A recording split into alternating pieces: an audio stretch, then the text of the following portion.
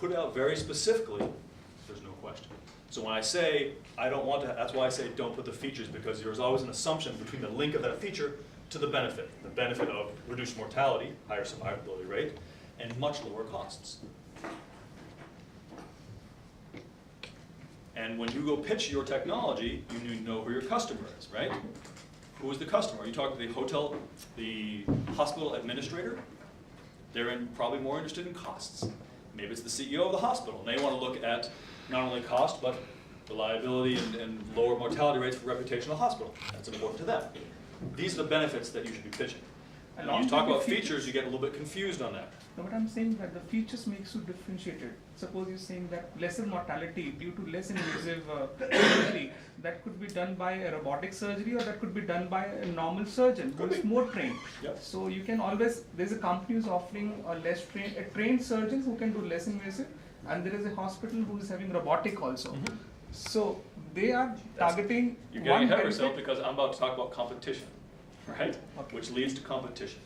Your benefit, when you come up and said, I have a new device that will decrease open heart surgery by 50%, which leads to remarkably higher survivability rates and cuts your costs of the surgical procedure by 30%.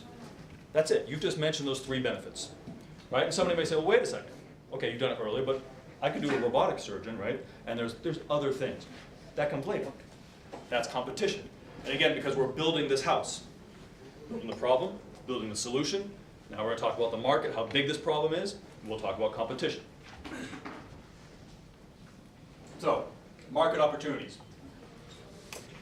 Obviously, for an investment, this is a very big slide that they want to know about. How big is this pain? How big is this problem? What is the opportunity in general? Talk about the size and the scope of the market. What does it entail? If you have growth rates, fine. That's good. Don't go overboard. Okay?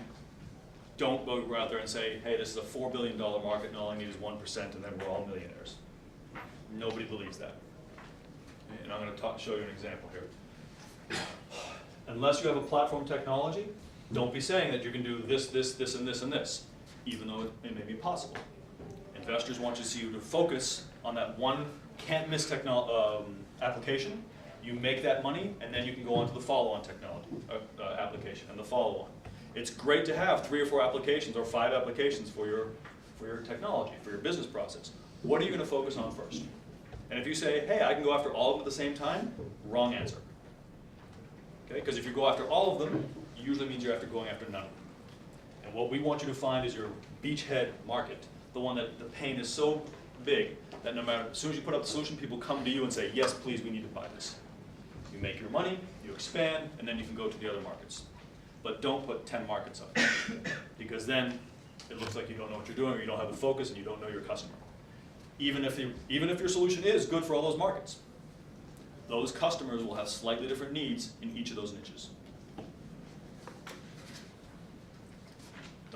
This, I saw many pitch decks where they go through this. They have a great information on the market. Later on, and so we're all good. We like that. They didn't have a good development stage. They didn't tell them about any interest. Later on, I found out that they had already piloted this in 5 companies and they had 10,000 sales. Right? Why didn't you put that up there? If you have interest, that means paying customers, or you have beta prototypes already involved with different companies. Put it up here. The #1 validator of your technology is your customer. So if you have any customers that are paying or that are either on a pilot testing, absolutely put them up here. So here's the market, and we've already been to 3 or 4 of these customers, and we're piloting it, or they've already decided to buy it. That's better than half these other theoretical slides, because you've actually gone to the market, and the market's responding and buying, putting down money. This is an example of overstating your market.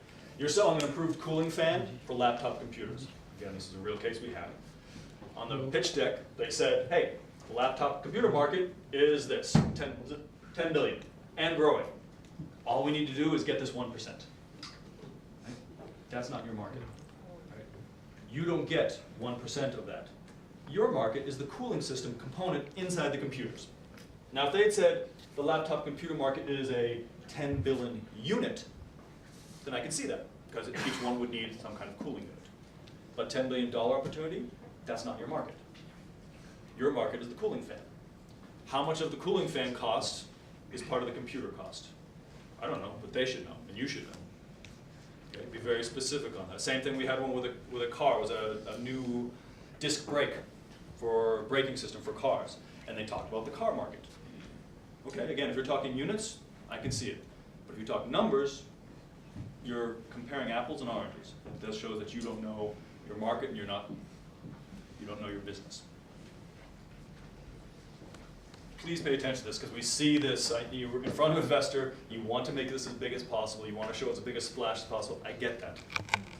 But when you say something like this, you lose credibility. And you're telling a story, or everything here has to build upon the credibility that you are the team and you are the people to bring this technology to market. A couple of mistakes like this, you can explain them away, absolutely. But you lose credibility and say, if I caught you on this, what else are you exaggerating or not telling the truth on that you don't know about?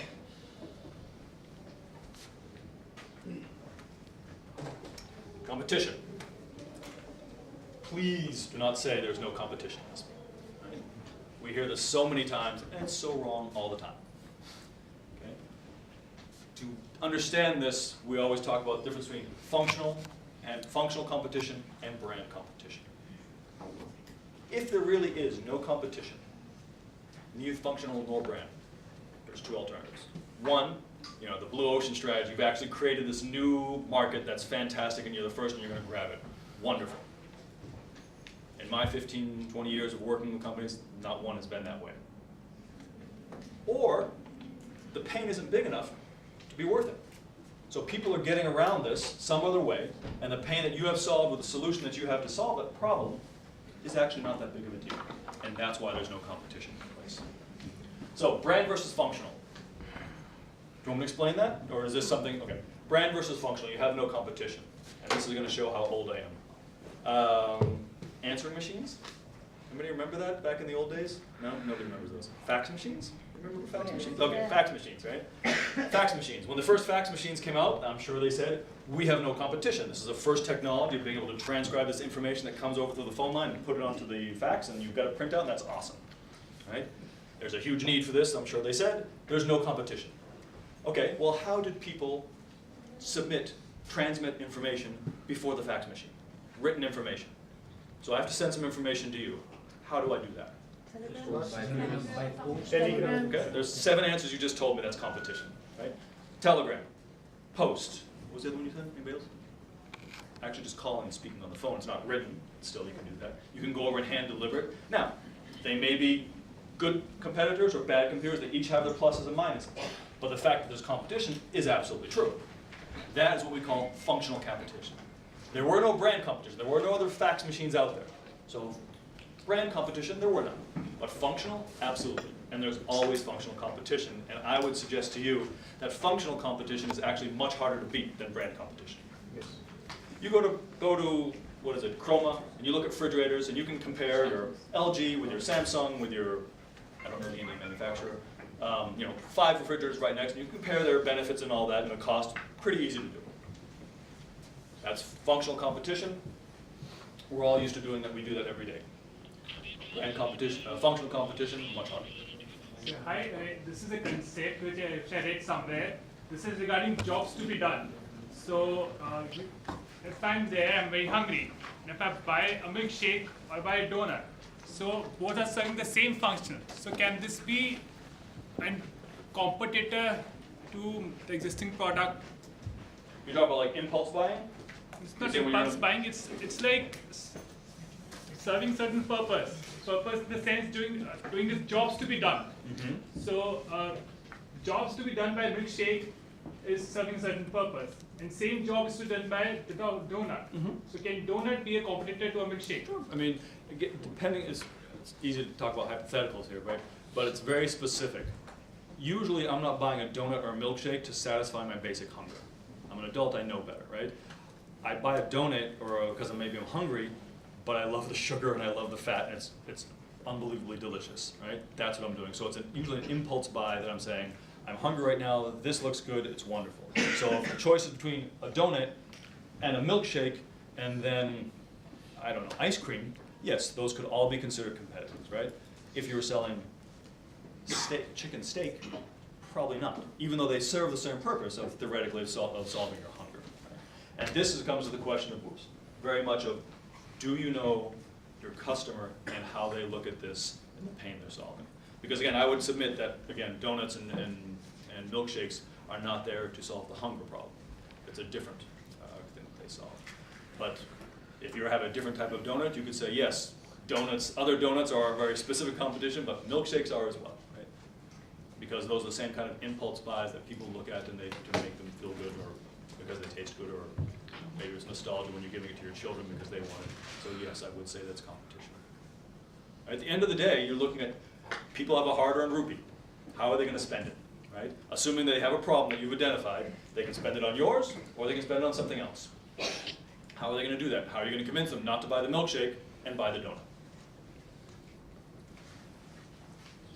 And the way you look at it is just saying, again, who's trying to solve the problem? Yes. 10 minutes. All right. So he's actually on time. Who is actually trying to solve the same problem as you? That's your competition for helping you identify functional competition. Now, once you identified your competition, then obviously the next question is, the next brick in this house is, how are you better than them, right? How are you better than the milkshake? Oops. One of the things I like to do, if you have a lot of information here, is to build a matrix, right? And you put the benefits and you put the competition. These are all functional competitions. This is a viral technology for solving cancer, women's cervical cancer. And they said, hey, to treat cervical cancer, here's all what you can do. Gene therapy, vaccines, surgery, etc. And here's the benefits. Survival rate, right? Side effects available in the market. And they go through, here's what they have, and they take a look. It's a way of providing a lot of information very quickly, which is good, because you don't want them sitting there looking at the deck for 10 minutes trying to figure out the intricacies of how your benefits are. But, like everything, be very careful. I've seen this gone too far, where they do a matrix and